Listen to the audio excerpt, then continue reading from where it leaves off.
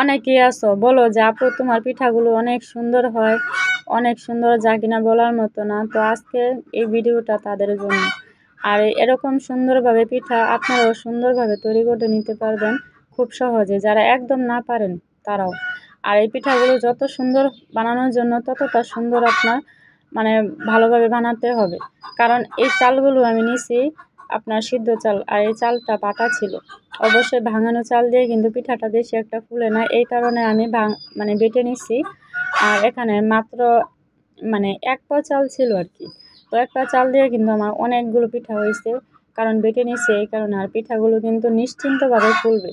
আর আমি সুন্দর করে 3টা কালার করে নিছি, 3টা কালার নিছি, 4টা নিতাম কিন্তু 3টাই নিচ্ছি, কারণ আমার এই কালারগুলো ভালো লাগে। আর সুন্দর করে এভাবে কাঁঠাল পাতা দিয়ে সাইজ করে আপনারা নিতে পারবেন। সাইজ করে নিলে সুন্দরভাবে আপনারা যেভাবে বানাতে চান ওভাবে বানিয়ে নিতে পারবেন আর কি।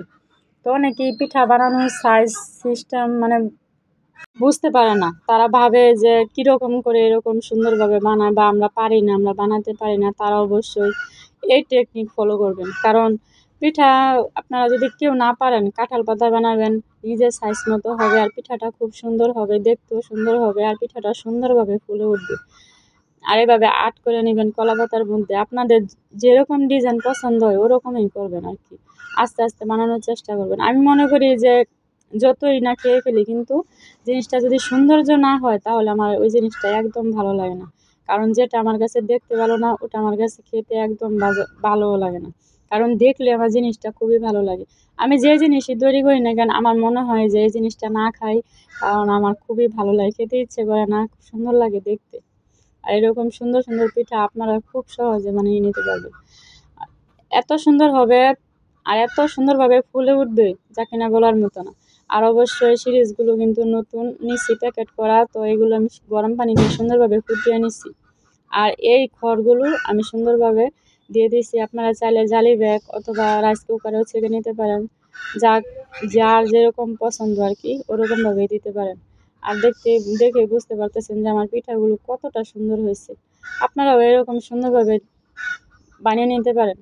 অবশ্যই চেষ্টা করলে কিন্তু মানুষ সব পারে, পারে না এরকম কোনো মানে জিনিস নাই। তাই আমরা সবাই চাই যে একটা সুন্দর জিনিস হোক, বা সুন্দর হলে আমাদের কাছে সবার কাছেই ভালো লাগে। যে দেখেন কতটা সুন্দর হয়েছে। আর এরকম একটা কীরকম একটা ফুলছে, মানে সিদ্ধ হওয়ার পরেই যে কীরকম একটা পিঠার একটা মানে অন্যরকম একটা নজর কাড়ে, এরকম সুন্দর হয়েছে আর কি। তো আমার একটা পিঠা মাত্র ভাঙছে, অবশ্যই সেকার সময় দেখবেন যে পিঠাটা যদি ভালোভাবে না হয় তাহলে কিন্তু কোনোভাবেই মানে ভেঙে যেতে পারে।